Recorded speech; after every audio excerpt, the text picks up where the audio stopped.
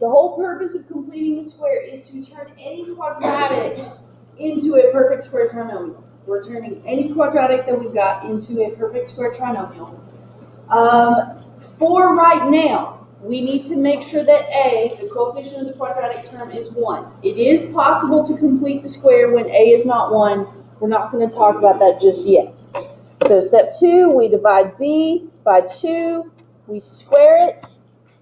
That becomes your constant term, and then you factor the perfect square trinomial. So, example here. Oh, my bad. I had handout for you. Grab my basket.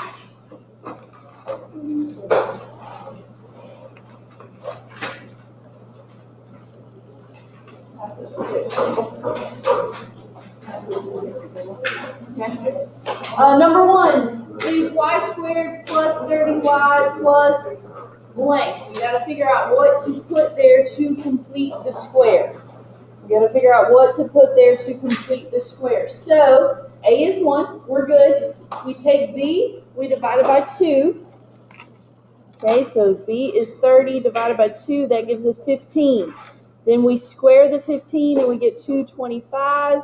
That is what's going to complete the square. Hannah. Okay, maybe there's some in this stack. Send it that way. Okay, so 225 here completes the square. We need to factor that as well. Guess what? Here's the nice thing about when you complete the square and factor, you always know what's supposed to go in your parentheses because it's the number that you square. 15 goes in your parentheses. Okay, so y squared plus 30y plus 225 is y plus 15 squared. Okay, let's look at number 5. Number 5. Guess what? B is not always evenly divisible by 2. B is not always evenly divisible by 2, but it's okay. We can still deal with it. Okay? A is 1. We're good. B is negative 11. So we divide that by 2. Negative 11 is not evenly divisible by 2. So we're stuck. I mean, we're not stuck, but we can't reduce that. So our next step is to square it. When you square a fraction, you square what's in the numerator. 11 squared is 121. You square what's in the denominator. 2 squared is 4. So we've got 121 over 4 is the number that completes the square. And then this factors, this was negative 11, so it's going to be x minus 11 over 2 squared. Is how that factors. Okay?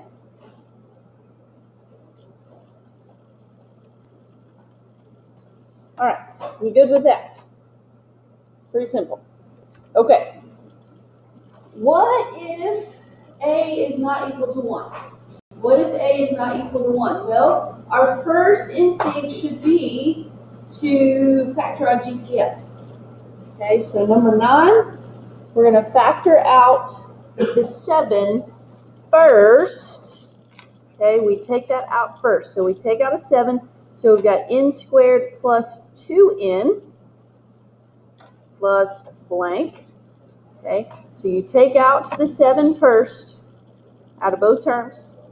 And then we complete the square like we normally do. But this time our b is 2. You use this new number right here. You don't use the original b, you use the new b. So 2 divided by 2 is 1. 1 squared is 1. So this is 7 times n plus 1 squared.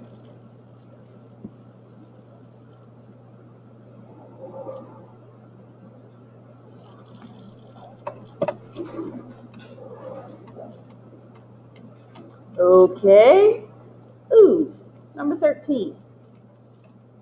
5r squared minus 7r plus blank. It was nice on the previous problem because 7 was our true GCF. We're going to have to get a little creative here for a second. Okay. We're still going to factor out the 5. Yes, I realize 7 is not evenly divisible by 5. 5 is not a factor of 7. Well, Remember what I told you factoring out a GCF was? It's like you're dividing by that number. So we just divide the 7 by the 5. Look at it backwards. Remember, you can check your factoring by multiplying it back out. 5 times r squared is 5r squared. 5 times 7 over 5 is 7. Okay? So, we're good there. Let's figure out what to complete the square with. Okay, negative 7 over 5 divided by 2. Well, let me show you. Yes, you can do it on your calculator. Okay? But dividing by 2 is like multiplying by 1/2. Okay? It's like multiplying by 1/2. So that's negative 7 over 10. Okay? Dividing by 2 is like multiplying by 1/2. So that's negative 7 over 10. That was just the dividing by 2 part. We haven't squared it yet. So that's 49 over 100.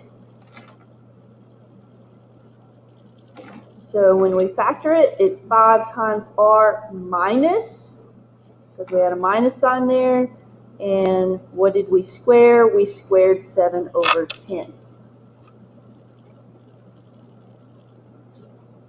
So that's how that factors right there. Okay, so I want to make sure that you got it, especially for